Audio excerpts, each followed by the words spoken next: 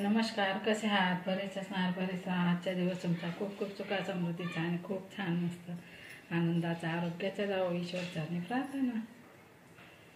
चला तर उपवासा एकादशीच्या दिवशीचा व्हिडिओ मी आज का टाकते तुम्हाला सांगते. कारण की मी ज्या दिवशी व्हिडिओ टाकणार त्या दिवशी मी घरीच नव्हती, बाहेर गेली होती आणि कुठे गेली होती आणि काय घ्यायला गेली होती ते पण तुम्हाला लवकरच मी सांगणार आहे पुढच्या व्हिडिओमध्ये. तर तुम्ही हा व्हिडिओ पूर्ण बघा, लाईक करा, कमेंट करा, नवीन असाल तर माझ्या चॅनलला सबस्क्राईब करा.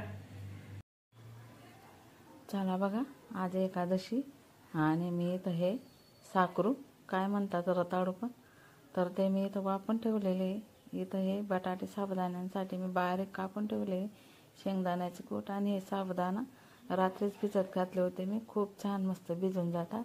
तर आता इथं या मिरच्या पण तळायला घेतलेल्या आहे मी. आधी हे बटाटे शिजवलेले होते मी साकरूंसोबत, तर त्यांना आधी फ्राय करून घेते साबुदाण्यांसोबत खायला. तर छान राहतात ते बटाटे पण साबुदाण्यांसोबत खायचे असतात, खूप मस्त लागतात. तर असं फ्राय केल्याने तर चला आता मी मीठ टाकलं, चटणी टाकली आणि खूप छान मस्त परतून घ्यायचं आहे आपल्याला. यांना दुसरं काहीच वस्तू लागत नाही, कोथिंबीर वगैरे टमाटे वगैरे काहीच नाही, कारण उपवासाला चालत नाही ते.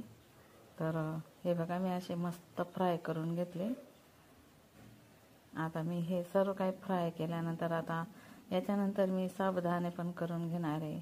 माझे अजून वेपर केलेले नाही, कारण की माझं ना इकडे तिकडे जायचंच चालू आहे, म्हणून माझ्या अजून वेपर बाकी आहे, फक्त चकलं झालेलं आहे. तर मी काय ते तळलेले नाही आहे आणि तेलकट जास्त कसं उपाशी राहायचं आणि तेलकट खायचं ते पण आपल्या शरीराला हानिकारक असतं, म्हणून मी ते काय तळलेले नाही आहे. फक्त हे बटाटे केले आणि आता मी साबुदाणे करते, ते पण तुम्हाला दाखवते.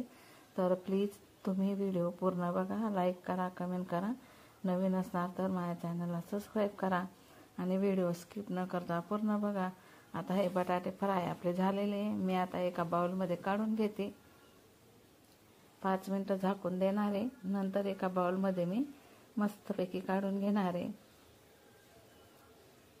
हे बघा, हे झाले आपले बटाटे, मी आता काढून घेते एका बाउलमध्ये.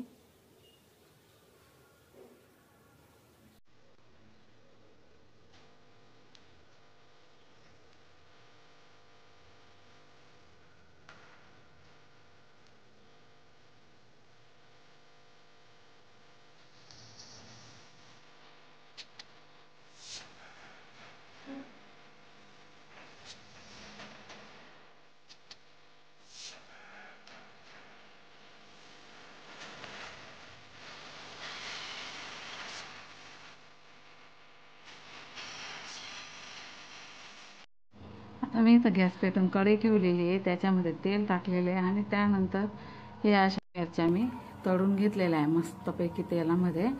तर फराळासोबत खाण्यासाठी हे मिरच्या मी इथं तळून घेतलेल्या आहे, खूप छान मस्त लागतात आणि जास्त तिखट पण लागत नाही या मिरच्या. तर अशा प्रकारे मी मिरच्या तळून घेतलेल्या आहे.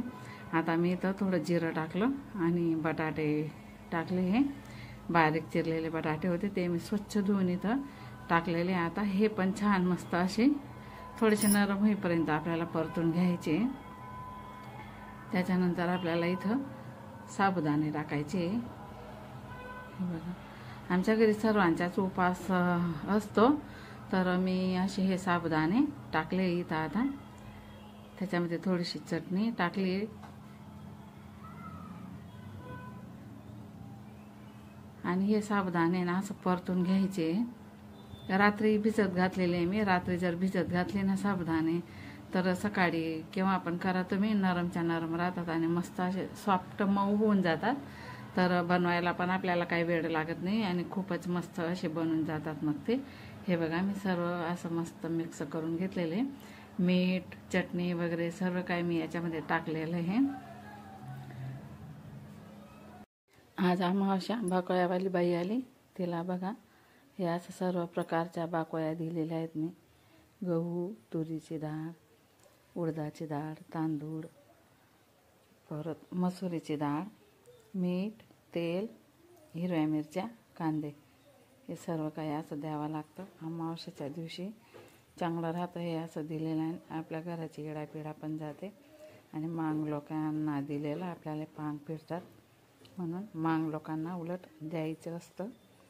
तर मी अशा बाकोया सर्व प्रकारे दिलेल्या आहेत. दर अमावास्येला